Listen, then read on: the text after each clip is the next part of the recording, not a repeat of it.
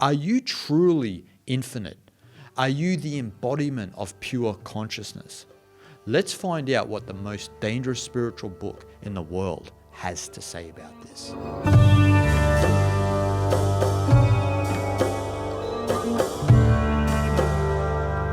The most dangerous spiritual book in the world, as it's been coined by some sages and masters, is undoubtedly the Avadhuta Gita.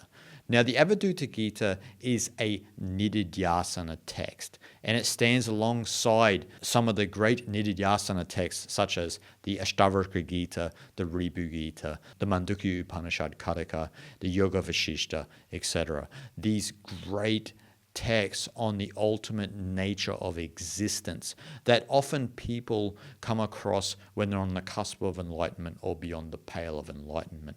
But you can come across them anytime. And today I want to speak to you about an important verse in the Avadhuta Gita about our infinite, imperishable nature. Truly, I am imperishable, infinite, and the embodiment of pure consciousness. I do not know how happiness and misery are experienced, or who it is that experiences them. The Avadhuta Gita constantly tries to hone in on that you are ultimately the Atman, the undifferentiated consciousness that is Brahman. And so as you go through the verses of the Avadhuta Gita, it's like a ultimate deep meditation and contemplation. As you go further and further and further into it, there's basically nothing left when you get to the end of the book, if you know what I mean. There's no jiva left, there's no ego left.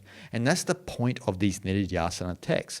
And so in this verse, Lord Dattatreya is trying to articulate that we truly, from the Atman, are imperishable, infinite, and the embodiment of that pure consciousness, which is Atman, right? That which is Brahman. And so all of this fear we have that we will perish and that we are finite is all an illusion.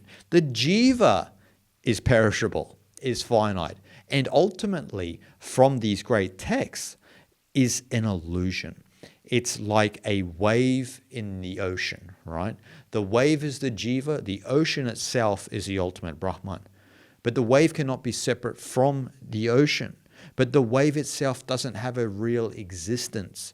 It just rises and falls like anything else. But we think that it's permanent and everlasting, and we cling to this jiva, right? We try to cling to it as if we're going to be this after this existence, right? And so the purpose of the Avadhuta Gita, along with the Avadhuta Gita and other Nididhyasana texts, is to thin out this jiva, right? Continually comb out these vasanas, these habits and tendencies that we have, and also the karma that we've accumulated, which then begins to empty out the samskaras, the mental impressions and subliminal imprints that we have within our subconscious. So you continually thin these out until there's nothing left. And that nothing left is actually who we truly are. And it's not like you are nothing per se, you are everything from that. And so as Dattatreya says in this verse, I don't know how happiness and misery are experienced, because happiness and misery arise in the jiva. It's a temporary phenomenon, right? We're happy one minute, we're sad the next, and so forth and so on. This is completely different than ananda, which is unassociated bliss, right? And because it's unassociated bliss, your bliss is arising naturally. It's not the byproduct of something you've experienced, some sort of particular stimuli or situation. It's just naturally there. But it's eclipsed because we believe we are this jiva. And so then we cling to a happy experience, we try to avoid a sad experience, and then we constantly live our life on this pendulum, right?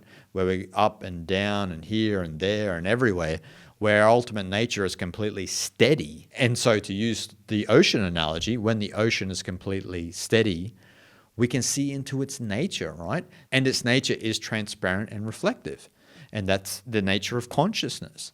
But we cling to the wave. We think that we're going to be this wave forever, but then the wave eventually subsides. And so Lord Dattatreya takes it even a step further in this verse and says that he doesn't even know who experiences happiness or misery, because that who experiences it is the jiva, is the illusion itself, right? The illusion of persona, the illusion of this isolated sense of self, which is separate from the rest of the world around it. that's the ultimate illusion, right? This heightened sense of identity and individuality that we think we ultimately are. But then when we start to get older and old age and you start to see that jiva thin out and you start to see the body dwindle, then a deeper contemplation sometimes arises in some people. But we don't have to wait to that time.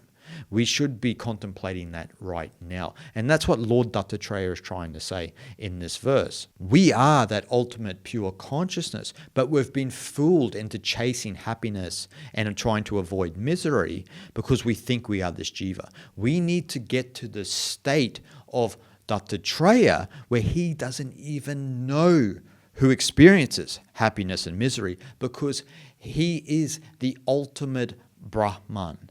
And we all are that as well. But we have to stop playing this game of jiva to understand that truly Atman is Brahman. Shanti, Shanti, Shanti.